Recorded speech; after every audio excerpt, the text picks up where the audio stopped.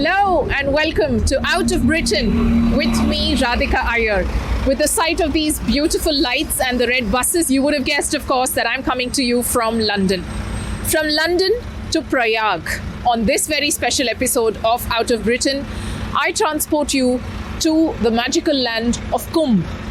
It is that part of the year in January when the three rivers, which are the lifelines for India, Ganga, Yamuna and Saraswati, confluence in one particular spot. It is quite fairly a large spot, and millions and millions and millions of people travel to just see it, observe it. Some take a dip, some others just make a prayer, some others just go there to experience that culture, that tradition, and just the Indianness that it has around it. The Kumbh Mela, as it is called, and a Mela translates to a fair, is an exhibition of India's strengths in crowd management, India's strengths when it comes to bringing 1 million people together. On this episode, all about the Kumbh Mela, which is the world's largest human gathering.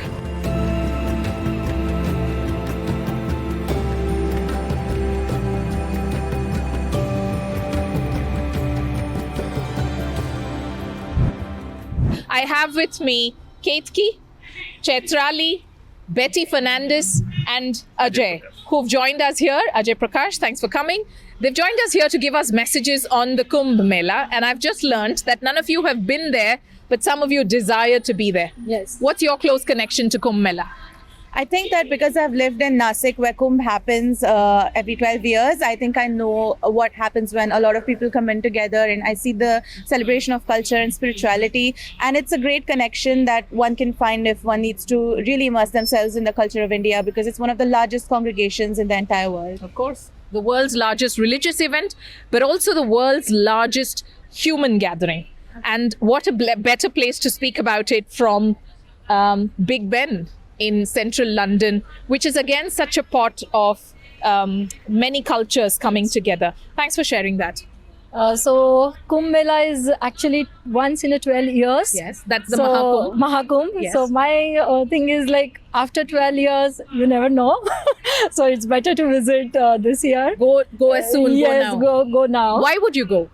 First thing, it's all about cleansing your, like they have got beautiful story of Maha Kumbh. Shall I share it? Yeah, sure. Yeah, so see, basically scriptures said Danavas, like demons and gods, decided to churn the ocean. And they churned the ocean. At that time, 14 kings came out from the ocean. And one of them was elixir of life, that is nectar. And of course, nectar, they started Amrit. So they started arguing, and they want to, both of them Everybody wants Amrit. Everybody, yeah. Yes. So they wanted to grab it. Yeah.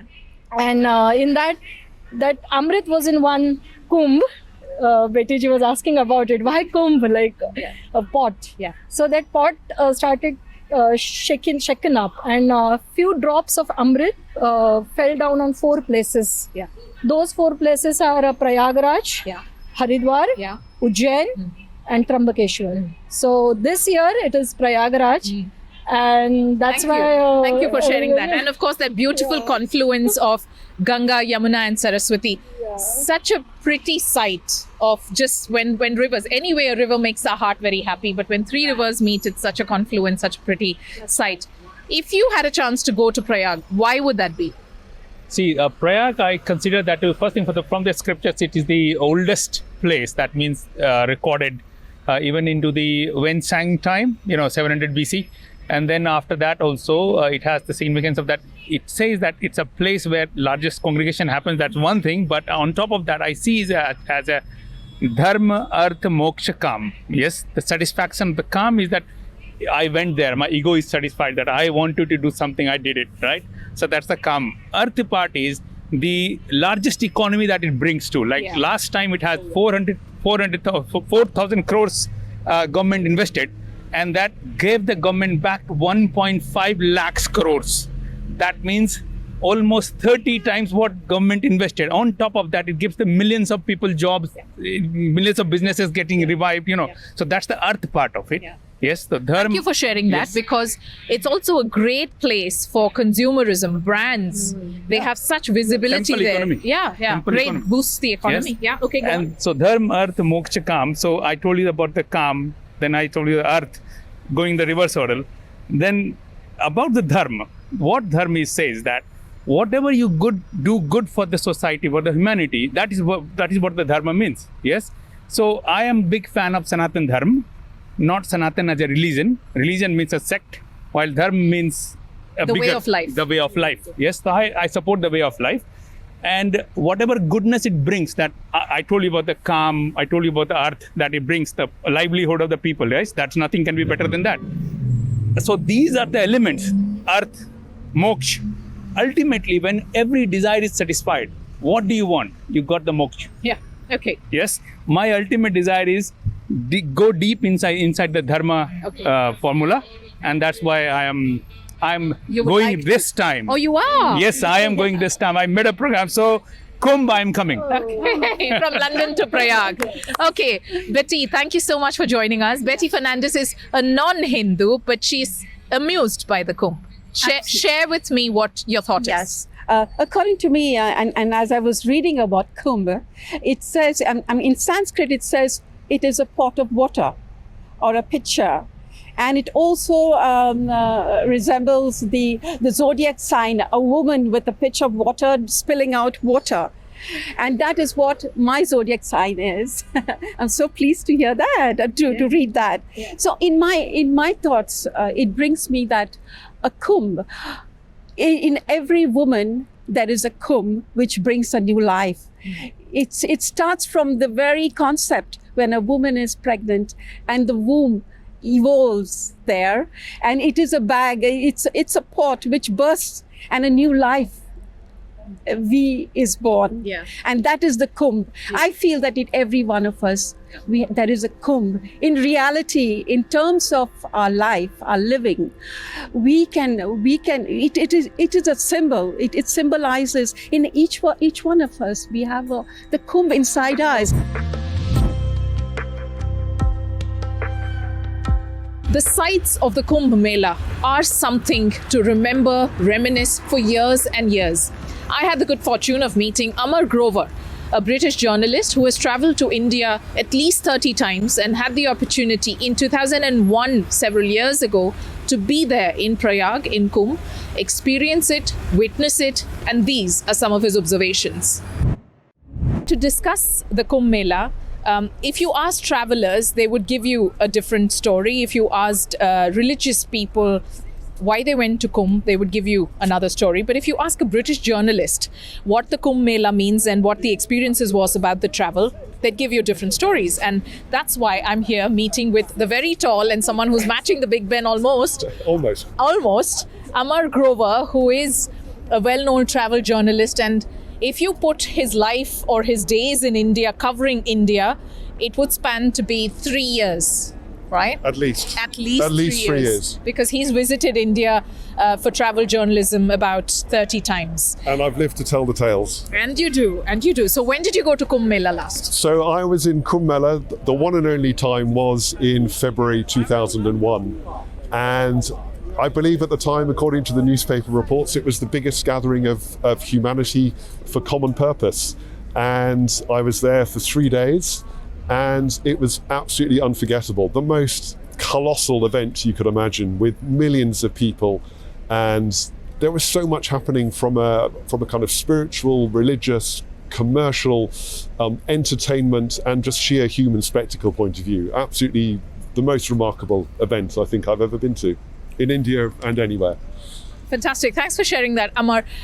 You went there 23 years ago. Yes. Close your eyes for a moment and tell me the 4 or 5 images or visuals that come to your mind from 23 years ago. What are those unforgettable moments from the Kumbh Mela? There are so many images that I still have from the Kumbh.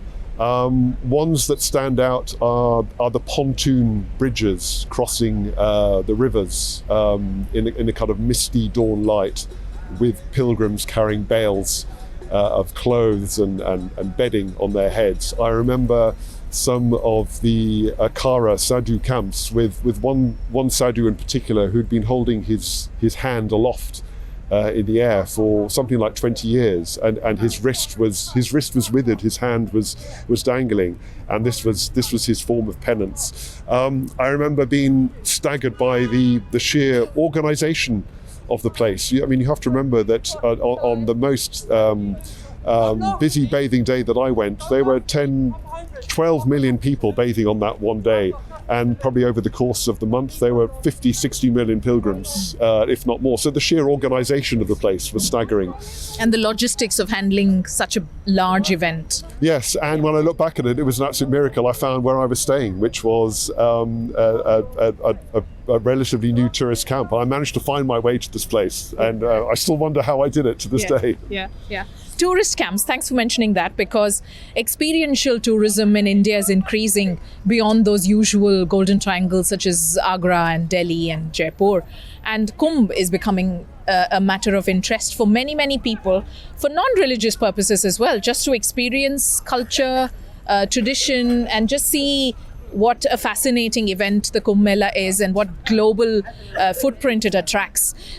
Today, after 23 years of covering that, of being there, of visualizing that, do you think there's more appetite world over in the world of tourism to attend events such as this and also perhaps share a coverage? Well, festivals are a big draw to any country, and I think in the Indian context, probably in the global context actually, you're never going to find a bigger festival anywhere in the world than the Kumbh Mela.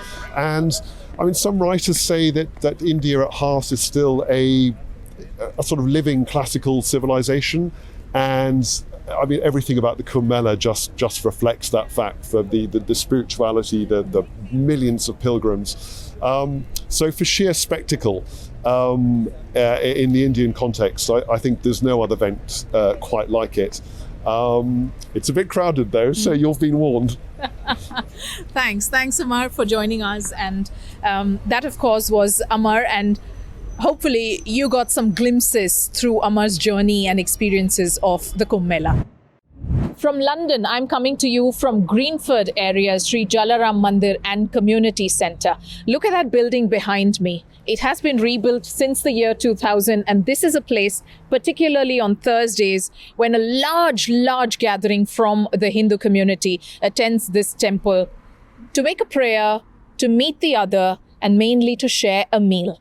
With me is Councillor Raj Kirya, and with me is Vice President of this temple, Shenil Hirani. I'm going to go across to you first. What we are doing here, Councillor Raj, is to discuss, to decode this phenomenon of Kumbh Mela, which happens every year, but once every 12 years is the Maha Kumbh Mela. Have you managed to attend it? If yes, what is your thought? And if no, what is your thought? First of all, thank you very much for inviting us. It's an honor. Well, you have invited me. This is your temple. It's Jalaram Bappa who's invited all of us. True. I've actually personally not ever visited Kumbh Mela, but there is some significance here, which is Jalaram Bappa himself, in fact, visited Kumbh Mela. And this is the connection we have. Yeah. And this is what brings us together. Yeah. True. So Jalaram Bappa was a saint in the state of Gujarat, and there are many temples which celebrate his legacy, and he was known for distributing food. The one thing he did was to cook food every single day and distribute it to a lot of people, and this temple does the same. Give food to anybody that enters the temple. Thanks so much, Shenil, for talking to us. We're talking about millions of people attending this Kumbh Mela every single time. Thursdays is very crowded here. It is, yeah. Tell me about the crowd management. I mean, I would say for us, we are visited by thousands of people every week, not just on a Thursday, but a Saturday. We have events throughout the week, but Thursdays and Saturdays are our busiest days. And are these mainly British Hindus or people from other communities as well? A lot are British Hindus. There are also a lot of Hindus who have come over from India more recently, and they do visit us. So it's a mixture of British-born Hindus and also a lot of Hindus from India that have migrated over. And it's a great place where people can come together. We're very much about community. As you said, Jalaram Bappa's ethos was to feed people, and that's exactly what we like to do. We give people the opportunity to come together, to pray, to have a meal. And as you said, with Kumbh Mela, how many millions of people come. It's genuinely, it's an inspiration for us, because we have, for us, crowd management here with a few thousand people, sometimes we get stressed out. And when we think of the fact that Kumbh Mela has 220 million people attending, it takes a level of organization which I think it's hard for most organizations to even comprehend. Sure. So it gives us inspiration to know that anything is possible. Absolutely. You had some interesting fact about millions. Go on. Well, I just want to give you some comparison here. So if you compare the population of United Kingdom, which is approximately 69 million, Yes. and if you're telling us that in 2019 Kumbh Mela was visited by over 220 million, that's 3 times United Kingdom's population. And you're talking about crowd management. This is only God who can manage this. That can happen only in India. Yeah. But also, can I just add something? Jalaram Mandir Grinford is known as the Virpur of Europe. This is why it is important that we are here today. Yeah. Okay. Thank you. Thanks very much for sharing that.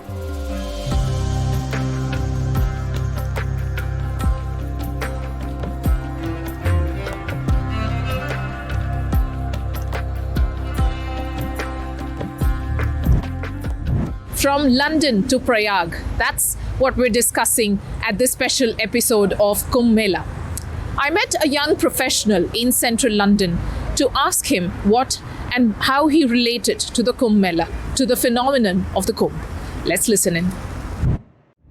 I'm coming to you from the heart of London, where professionals meet, in Liverpool Street, crowded, buzzing, really alive.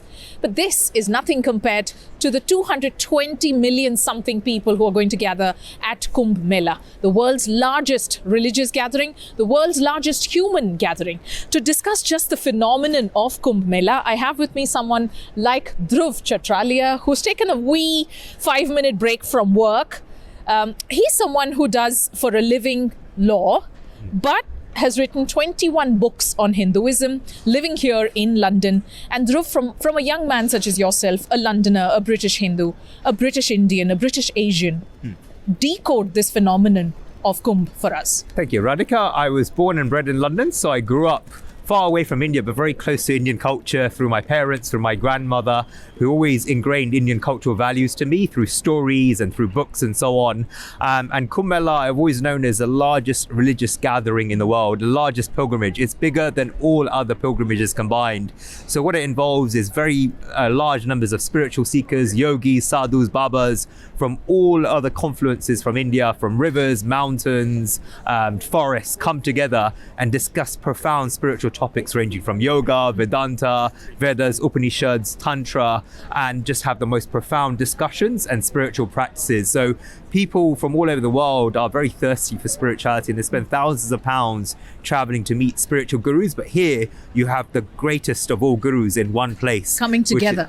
Which is such an amazing thing. So it's a huge burst of spirituality and a very profound event. And it occurs where the Ganga and the Yamuna meet. So India is known as Sapta Sindhu, the land of the 7 rivers. Of these, the Ganga and Yamuna are the 2 most sacred. The third was Saraswati, which is dried up. But where they meet is a very, very sacred place where the Kumbh Mela takes place. So it's the center of the Indian civilization, these 2 rivers, of all the commerce, of the spirituality and so on. And countless yogis and sages have attained enlightenment meditating at the bank. So it contains very, very powerful vibrations for people to meditate and be there to perform their spiritual practices. Amazing. Dhruv, is it a discussion during the Kumbh itself at workplaces? Do British people share interest? And if yes, tell me what it means to you, and does it make you proud, or does it affect you in any way? Yeah, it makes me very, very proud. So the British people, I think they only see the sensationalization of it in the news, where there's lots of yogis and babas doing like a lot of supernatural things, but they don't understand the essence of it, which is the spirituality, which is a confluence. The Kumbh means a gathering, a large gathering of great spiritual teachers and seekers. So the whole purpose of this is to elevate the planet, to elevate spirituality, and you only get sensationalized sensationalism reported in the media. You get various kind of educational institutions trying to collect data to create divisions in India and find fault lines. But the key thing is to ignore this sensationalism and this data gathering and focus on the spiritual aspects of it, because it's been around for thousands of years. It should be a topic for discussion everywhere, and it should be a topic for discussion on things that elevate us rather than bring us down. Okay, thank you. Thanks very much. With me is Malati Devi Dasi, who is a disciple of A.C. Bhaktivedanta Srila Prabhupada, who is the founder of the worldwide Hare Krishna movement. You happen to be passing through London, so I'm very, very fortunate to catch a few minutes of your time here in the Watford Bhaktivedanta Manor. Such a beautiful, such a large temple. And take us through your experience of visiting the Kumbh Mela almost more than 50 years ago, 5 decades ago. Take us through that. And was Prabhupada with you? Yes, he was. So a smaller version of the Maha Mela takes place during the month of Magh, which is December, January. And in between the grand melas, the big ones, Kumbh Melas, which are every 12 years, there's a smaller version, and it's still of considerable size. It's called the Arad Kumbh Mela. So in January 1971, a smallish group of ISKCON members, and by smallish I mean by comparison to nowadays, we were a handful, and we arrived by train and buses. Srila Prabhupada arrived by train a few days later with the Zen entourage. And we were surprised by the appearance of Radha Madhava brass murtis who were being carried on the head of coolies. So these beautiful brass murtis of Radha Madhava were carefully worshipped during the entire time we spent at the Mela. We had designated pujaris. There was artis, bow offerings, daily bathing and dressing. And this was in the confines of a tent in the freezing cold. It was amazing. So even though we were in India, generally known for its hot climate, it was bitterly cold. And we weren't really prepared for that. Meals were cooked over wood fires for ourselves and for mass distribution to the pilgrims, and never denying anyone a plate of hot khichdi prasadam, or cut up guava, or occasionally some simple halwa. Yes. And isn't that also the significance and the beauty of it, that no matter how many people show up there, there's always food for people. And 53 years ago, food was cooked on wood fires. Yeah. Wonderful. Thank you so much for sharing your experiences with us. Thank you. That's a wrap on Out of Britain. I hope you enjoyed watching the show. Next week, I'll come back to you with another conversation which I hope you relate to. These are conversations which matter to us, which are about literally anything that connects the diaspora with India. And if you have experiences to share, if you have a trip that's in the offing, share those with us because we'd love to hear. Till I see you next week, take care. Goodbye.